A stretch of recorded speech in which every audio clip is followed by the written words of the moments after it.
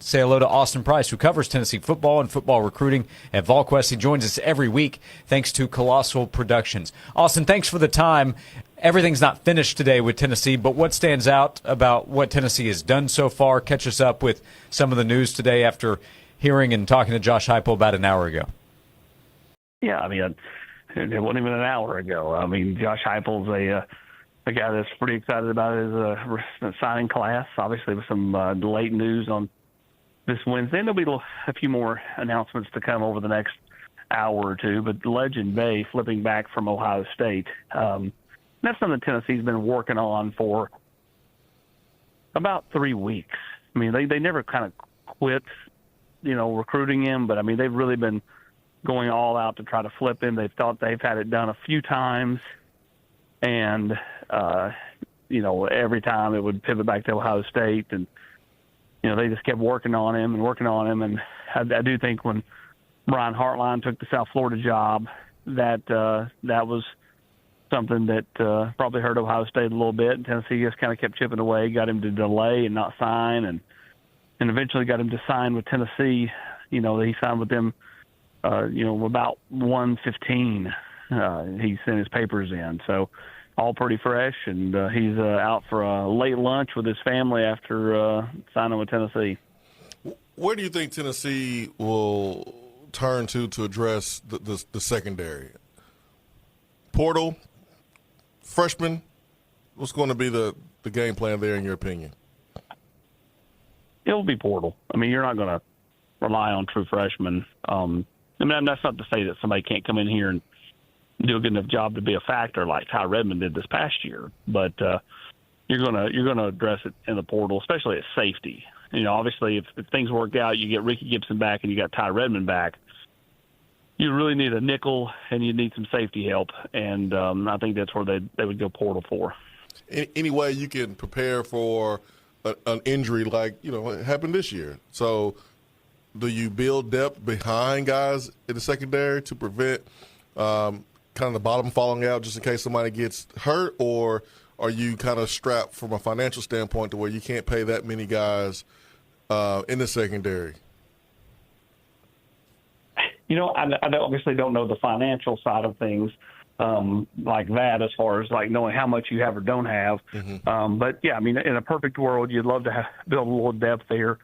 In a perfect world, you'd love to have some of the guys that were freshmen this year take a step in spring practice and to be that depth going into next year.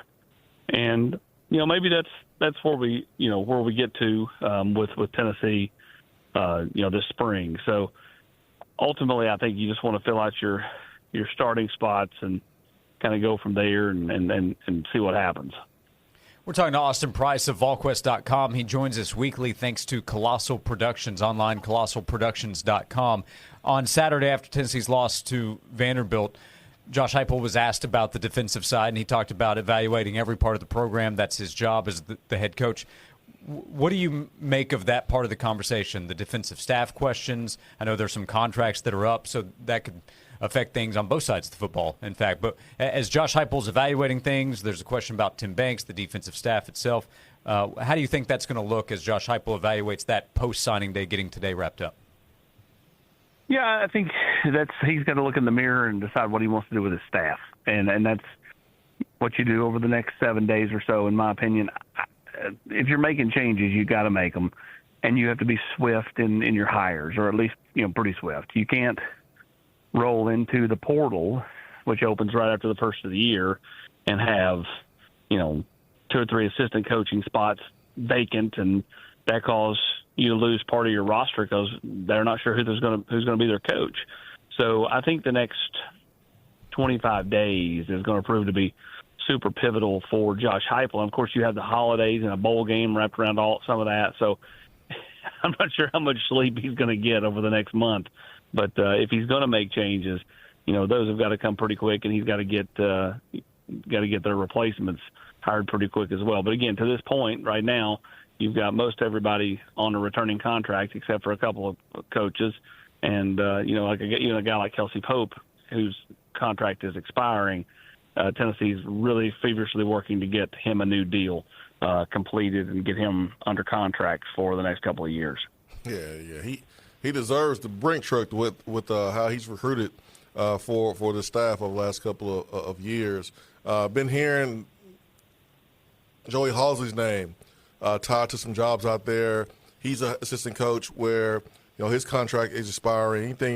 Anything there with the possibility of Joey Halsley, getting an opportunity somewhere else, or does he get a new deal here? Anything that you've heard? Yeah, you've seen his name attached to Florida, and maybe bannered about at a couple other places. Joey's only ever been with Coach Heupel, except for when he got out of coaching for a short stretch and then got back in. So I don't know, does he feel like he needs to kind of separate himself for his long-term growth as a coach? Is that what he wants? Is this just agent, floating his name out there trying to get him the best deal here, which is certainly possible. Either way, I think Josh Heupel would be, because ultimately this is his offense. I think he would be, have some options. Obviously, Seth Luttrell's on staff, and that would make some sense if Joey Halsley were to leave. But at this point, I think you'd assume that Joey Halsley would be back until notified otherwise. Austin Price of Volquest, what else are you paying attention to the rest of today and over the next few days? There's been the question about Colossal Moa's commitment to Tennessee, Utah making a push there, correct me if I'm wrong, and then other guys with a decision to make. What should Tennessee fans pay attention to on the recruiting front? Well, tonight you'll have, coming up in about an hour or so, you'll have Jordan Carter make his announcement. Again, Tennessee's in good shape there.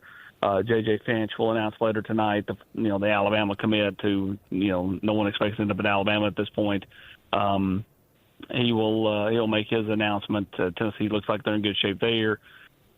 And this Colossal Moa, is one that Utah has made a massive run here, and Tennessee will have to decide what they want to do. That may be something where, now that Legend Bay is back in, Colossal Moa ends up just going to the hometown team in Utah. They're able to go a little higher in the rev share world because they don't have as many high-end players as Tennessee does to try to balance out the budgets with. So they can throw a little bit more money at trying to keep their hometown kid at home, who is a Utah legacy, obviously. But, I do know, the reason he picked Tennessee to begin with is because he's always had a dream of playing in the SEC.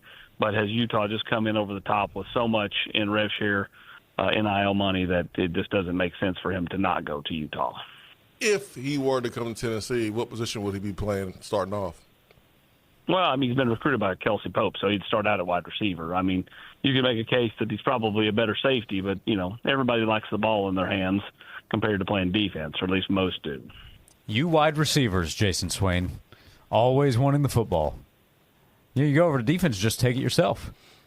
Is that a bad thing that receivers want the ball? Not necessarily. Okay, just want to make sure. But there's only one of them. There's only one football to go around. But it takes the quarterback to throw it, Austin Price. What does that position look like for Tennessee? The question that's still connected to Joey Aguilar's status, will he have another year of eligibility? How does that affect the conversation right now on December 3rd? Yeah, when do they rule on that, right? If you don't have an answer by the time the portal opens, you just have to move on. You can't play what if. You're going to need a quarterback out of the portal regardless, whether that's a depth piece or a potential starter. You have to go and get somebody. So that's why the next 25 days you have to see if they rule on it. If they don't rule on it by then you have to move on, and then you have to decide, do we want a depth piece who can compete for the job, or do we want someone who is more than likely going to be the starter like Aguilar was when they brought him in here? All right, Austin, we'll let you go, but I do have a question. You look at Tennessee signing class, again, not completely wrapped up. Is there a guy that maybe, in your opinion, or if you just look at the rankings, could do better than what the rankings project, you think deserves a little more attention? Not a Tristan Keys, Faison Brandon, they get a ton of the attention. Who stands out to you that might outperform the rankings when he gets to Tennessee? Yeah, I understand what you're saying. Who's next year's Ty Redmond? Yeah, there you go. If you stayed in the secondary, I'd go with a guy like Jamian Theodore. Like him a lot. I love Tyreek King. Now, he's not really underrated. Tyreek King's a 4-star. But, I think because he's from Knoxville, people forget about how good he is. Mm-hmm. And then I like Darion Albert along the defensive line, or Carter Gooden. So I think they've got some guys that, you could get the next August and everybody's like, this guy's really good. We'll see what happens. That's why spring practice is big. Everybody will be an early enrollee except for Darion Albert and Tyreek King. How old is Darion Albert? He's got to be at least 30. Just looks it. Yeah, he does. Man, he's a big get along with T.J. White, linebacker out of the state of Mississippi. Volquest.com. They are busy to say the least with everything going on with Tennessee football, basketball as well. They have another big game this upcoming Saturday. Read the work, see and hear the guys at Volquest.com. And every week here on the show, you can hear Austin Price thanks to Colossal Productions. A busy day today, Austin. Thanks for making time. We'll talk to you again soon. Sounds good, guys. Appreciate it.